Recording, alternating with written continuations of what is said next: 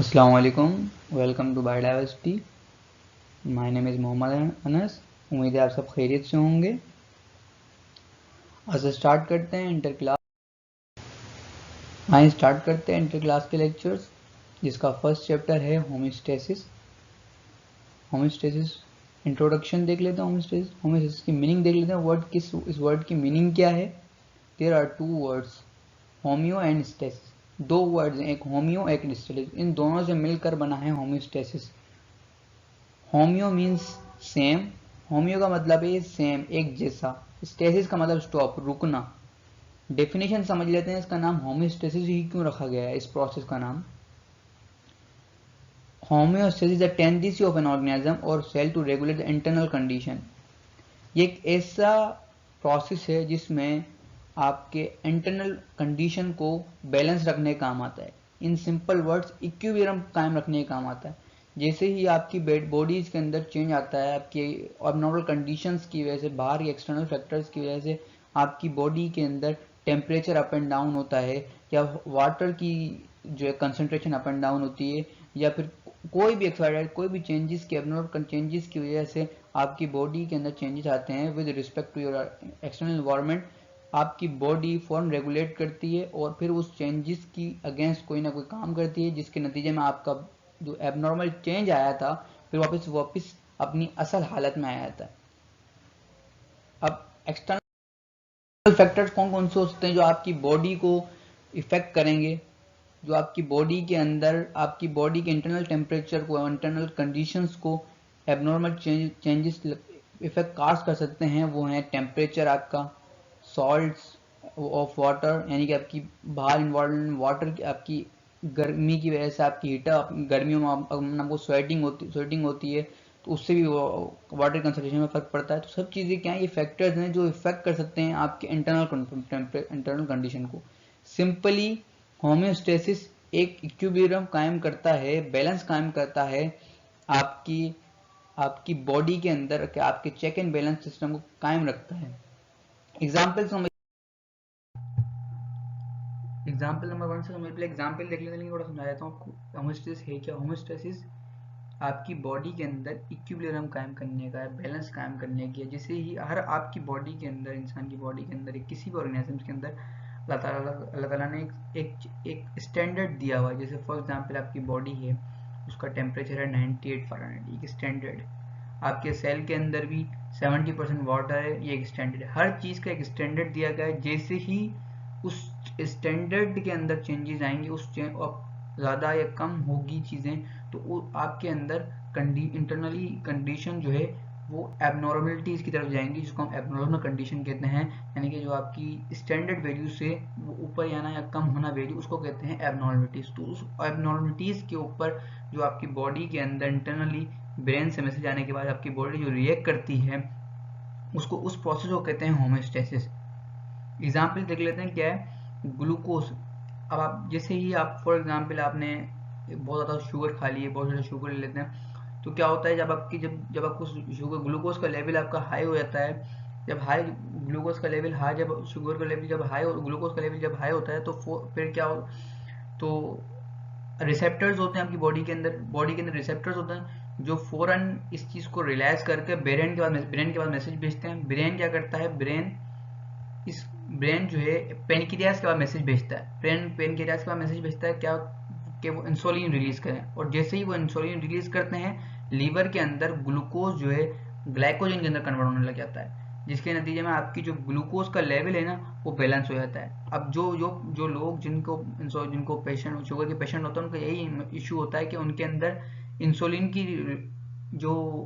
की जो हार्मोन जो है वो रिलीज होना बंद हो जाता है, जिसके नतीजे में उनका जो ग्लूकोज जो है ग्लाइकोजन में कन्वर्ट नहीं होता, जिसके नतीजे में उनकी ग्लूकोज का लेवल हाई होता है और इसलिए उनको शुगर हो जाती है। बेसिकली इन सब सिस्टम में होमोस्टेसिस का काम है इक्विलिब्रियम कायम करना, आपकी स्टैंडर्ड वैल्यू पे रहना, जैसी एबनॉर्मल कंडीशन हो, जैसी ऊपर अप एंड डाउन कंडीशन आए। और इसका वाइस वर्सा देख लेते हैं। जब आपका जो है ग्लूकोज लेवल आपका जब डाउन आता है, जब कंसंट्रेशन ऑफ ग्लूकोज अपनी बॉडी में जब कम हो जाती है, फौरन आपका ब्रेन पे मैसेज आता है। उस ब्रेन जो है आपका मैसेज फौरन पेनक्रियास के पास भेजता है। पेनक्रियाज क्या करते हैं, पेनक्रियाज फौरन जो है ना उसको पर रिस्पॉन्ड करते हैं और ग्लाइकोगोन रिलीज करते हैं। वो ग्लाइकोगोन रिलीज क्या करते हैं, ग्लाइकोगोन रिलीज करते हैं, ग्लाइकोगोन क्या करता है, ब्रेक डाउन करता है ग्लाइकोजन की इनटू ग्लूकोज।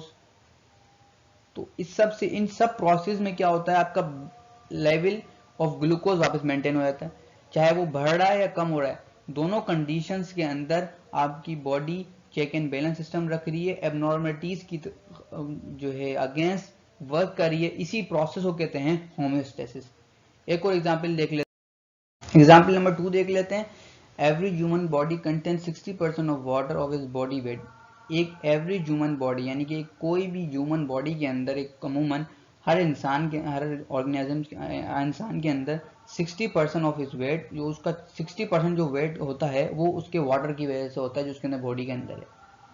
अब जैसे ही गर्मी के अंदर अमूमन होता है आपकी बॉडी का, जब आपको स्वेटिंग होती है तो पसीना आता है, तो जिसकी वजह से आपका पसीने की वजह से आपकी बॉडी का जो अंदर वाटरी कंसंट्रेशन है वो ऊपर कम हो जाती है। तो फौरन जब आपके स्वेट ग्लैंड फौरन इस चीज को मैसेज भेजते हैं आपके जो है हाइपोथैलेमस को।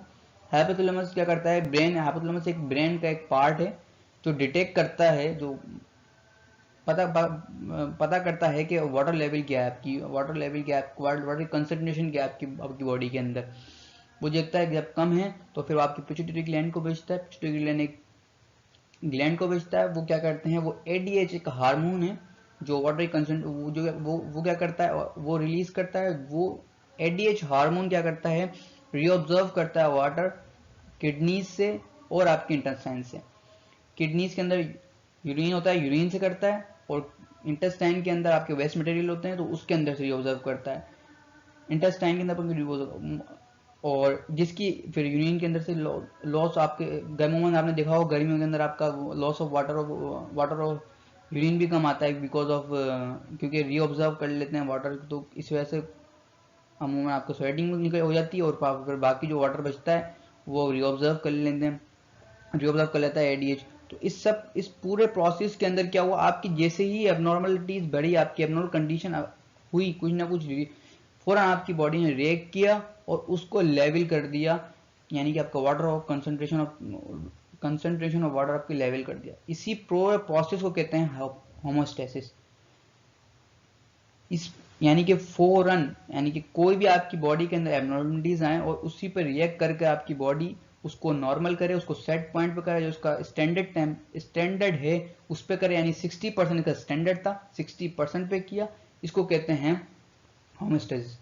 थर्ड एग्जांपल भी देख लेते हैं। थर्ड एग्जांपल क्या है, थर्ड एग्जांपल ये है कि जो आपकी बॉडी टेम्परेचर, जैसे ही आपका बॉडी टेम्परेचर हाई होता है, आपका फीवर होता है, आपको रियलाइज होता है कि बॉडी टेम्परेचर, आप मेडिसिन लेते हैं, आपकी बॉडी डिटेक्ट करती है, फिर आपकी मेडिसिन लेते हैं, आप फिर नॉर्मल हो जाता है। तो इस पूरे प्रोसेस के अंदर आपकी बॉडी एबनॉर्मल कंडीशंस को डिटेक्ट कर उस पर जो रिएक्शन दे रही है और उसको एक सेट पॉइंट पर ला रही है, इसको कहते हैं होमोस्टेसिस। यानी कि आपकी बॉडी इक्विलिब्रियम कायम करने की कोशिश कर रही है आपकी इंटरनल कंडीशंस, आपकी एक इंटरनल कंडीशन को अंदर। अब देख लेते हैं एक्सपेक्ट्स ऑफ होमोस्टेसिस। होमोस्टेसिस कितनी टाइप्स हैं, होमोस्टेसिस किन किन सूरतों में आपकी बॉडी, किन किन चीज़ों में आपकी बॉडी जो है होमोस्टेसिस प्रोसेस करती है और क्या आपकी बॉडी चेक एंड बैलेंस करती है। फर्स्ट है ऑस्मो रेगुलेशन। ऑस्मो रेगुलेशन क्या है, ऑस्मो रेगुलेशन टाइप है होमोस्टेसिस की जिसके अंदर आपके वाटर और आयंस कंसंट्रेशन, यानी कि सॉल्ट्स, मिनरल्स, इन सब की कंसंट्रेशन को मेंटेन करती है आपकी बॉडी फ्लूइड के अंदर और सेल के अंदर। यानी कि आपकी बॉडी फ्लूइड कहते हैं, इंटरसेलुलर फ्लूइड कहते हैं, सेल्स के बीच में जो गैप होता है उसको बोलते हैं इंटरसेलुलर फ्लूइड। उन सब के अंदर जो आपकी कंसंट्रेशन ऑफ वाटर और आयंस की जो कंसंट्रेशन होती है उसको मेंटेन करती है, उसको बोलते हैं ऑस्मो रेगुलेशन। इंशाल्लाह पूरे को इंशाल्लाह ऑस्मो रेगुलेशन है, जितने भी एक्सपेक्टेशन को डिटेल में आगे जाके स्टडी करेंगे, फिलहाल अभी डेफिनेशन बता रहा हूँ मैं। एक्सक्रीशन, एक्सक्रीशन कहते हैं removal of waste unwanted substances और टॉक्सिक सब्सटेंसेस, यानी कि जो आपकी जो है वेस्ट मटेरियल आपकी वो आप खाते हैं वो इंटेस्टाइन से होता है, वो आपकी यूरिनरी ब्लैडर से निकलना, तो इन पूरा प्रोसेस जो है कहलाता है एक्सक्रीशन। थर्ड जो लास्ट है वो है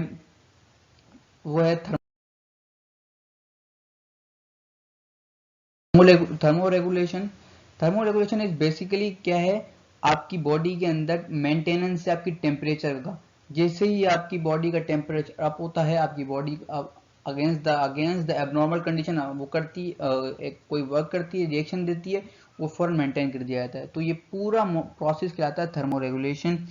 थर्मोरेगुलेशन ये सब क्या है, एक्सपेक्ट्स हैं होमोस्टेसिस के, और इंशाल्लाह अगले लेक्चर्स के अंदर पूरे सब एक्सपेक्ट्स को, प्लांट्स के, एनिमल्स के पूरे इंशाल्लाह डिटेल में स्टडी करेंगे। आज के लिए इतना ही। दुआ में याद रखिएगा। Thank you for watching. अस्सलाम वालेकुम। इंशाल्लाह मिलते हैं नेक्स्ट वीडियो के अंदर।